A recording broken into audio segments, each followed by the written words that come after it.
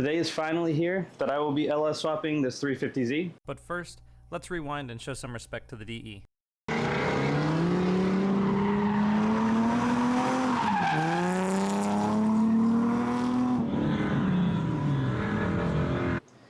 Recently I built an LY6 engine, and that's what will be going in here. I'm hoping to make close to 450 horsepower with that. But this engine was great to learn from, and I think I've learned a lot, and I'm ready for more power, and the best way to do that is with the LS swap. Alright, so let's get to it. You know the saying, there's more than one way to skin a cat? Similar to that, there are many ways that you can remove an engine from a vehicle. Really, as long as all of the connections, whether it's the coolant, oil, fuel, fittings, vacuum lines, wiring harness, any part of the engine, as long as it's all disconnected and there's nothing binding the engine to the car, you're good to go. Now this engine is actually surprisingly easy to remove from the chassis because you can take the wiring harness out with the engine, so you don't even have to disconnect all the connectors, you only need to disconnect from the ECU. Alright, so before I remove this bash bar, I actually use these bash bars to jack the car up. So I'm going to go ahead and get the car jacked up, and then I can continue removing everything from the front end.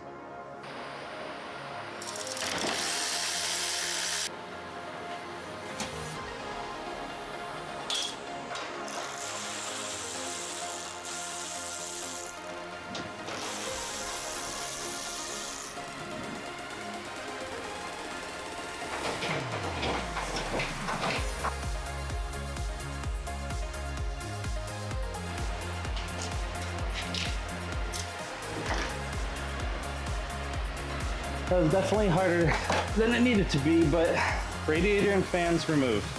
All right, so now that we have the core support and the radiator out, I still got to get this air conditioning radiator off. However, I can start to work on some of the components of the engine that'll need to come out. The wiring harness will come out with the engine, but there's still some things that do need to be disconnected, like the intake.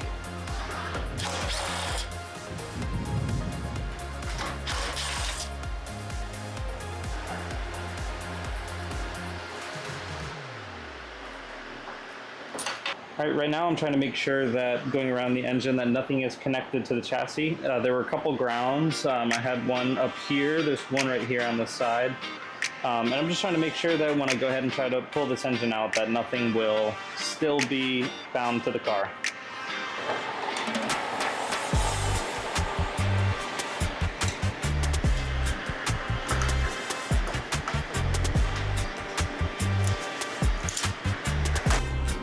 There we go.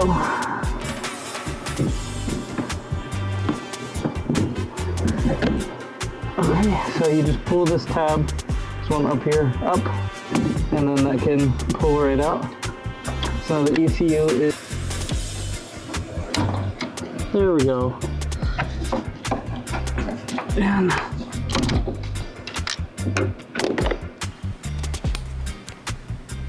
all right, after I got the ECU disconnected, that's where I left off last time, so this is a new day.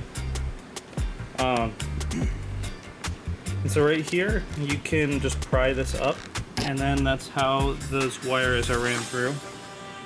I don't know what the guy was doing that I bought this car from, but this clearly is a random line run through this boot, probably for an amplifier or something. So disregard that. Alright, today working on the car, I did a lot of stuff off camera. I removed all the fluids from the car. I did the oil in the engine, the transmission.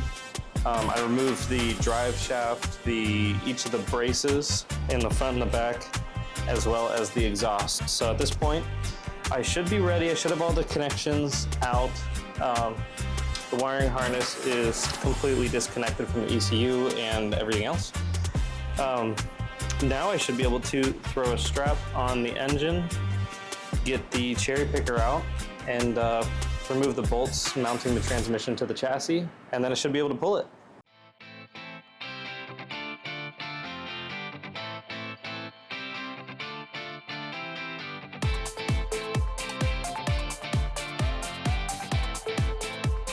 At this point, I have the mounts taken off the transmission and the engine, and I should be ready to start to pull this out. There's still like 1 or 2 connectors here in the back that once I get the engine partly moved out, I can go ahead and disconnect that connection. One eternity later.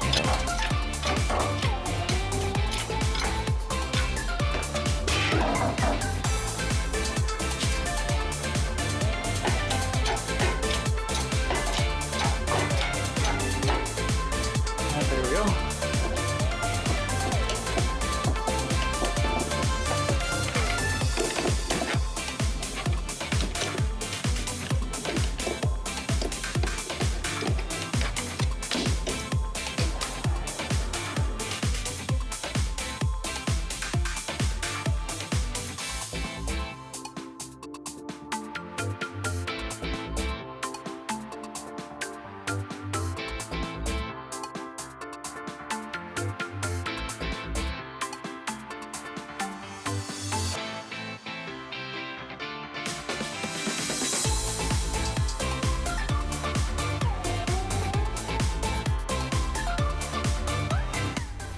This transmission was absolutely horrible to take off.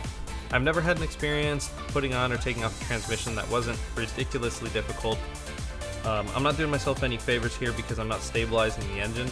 So as you can see here, the engine is dangling and not supported well, and the cherry picker's on wheels, so it's moving around. So it's kind of countering all the forces I'm trying to put on the transmission.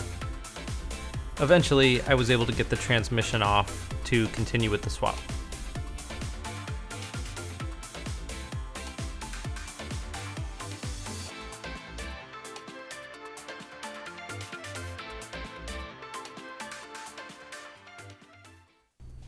It's no wonder the LS engine is used for so many swaps.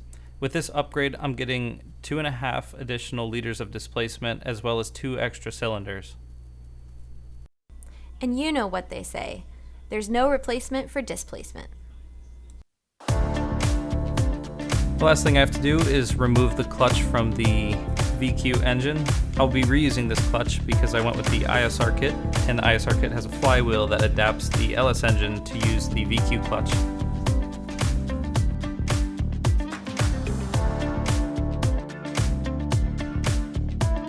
Now that we've taken everything that we've needed to from the VQ engine, we can lay it to rest in the side of my garage.